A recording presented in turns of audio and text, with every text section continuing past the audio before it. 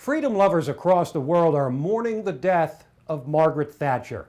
And you know, when the British Prime Minister, the Iron Lady, teamed up with Ronald Reagan and Pope John Paul in the 1980s to form a trinity of freedom, stare down tyranny, and pull the Western world back from the darkness and despair of socialism, we thought the spectacular results in political, economic, and cultural terms would ensure the end of a long worldwide nightmare and lead the world into a season of rebirth. Yes, we thought their leadership would change the world for a long time, if not forever. And it did, in ridding the world of the evil of Soviet communism and reintroducing the principles that built the Western world.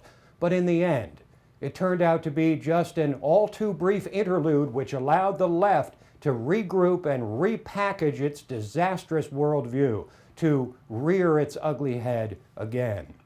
The disgusting celebrations over Thatcher's death are consistent with the left's long-time demonization of the great lady and her successful attempts to save a nation on the brink of insolvency.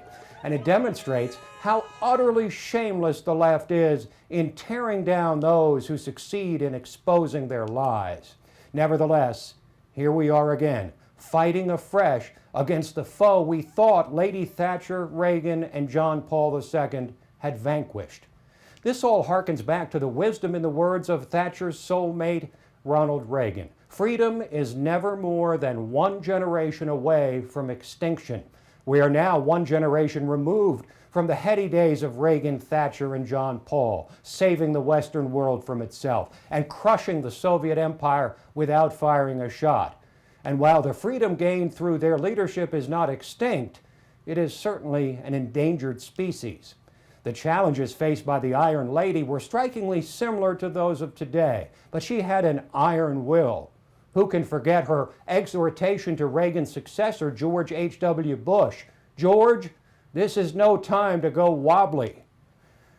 Though our country had been formed by revolting against her country, Lady Thatcher believed passionately in America's founding principles, that socialism was just plain wrong, that the millions of souls imprisoned behind the Iron Curtain could be liberated, and that the Cold War could be not just managed, but won.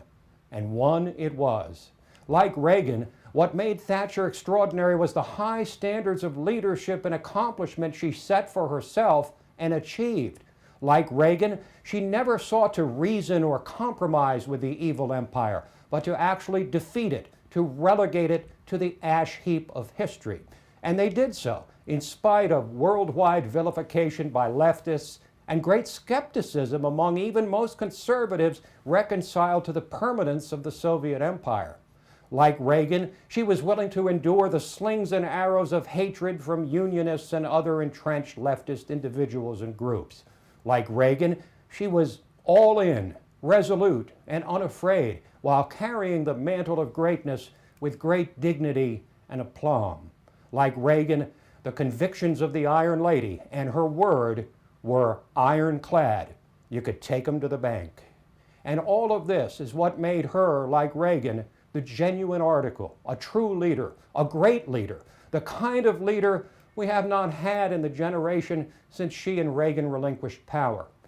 And unlikely as it is that we'll ever see the likes of this trinity of freedom again, Lady Margaret Thatcher was exactly the kind of leader we are praying will again step forward to save us from ourselves.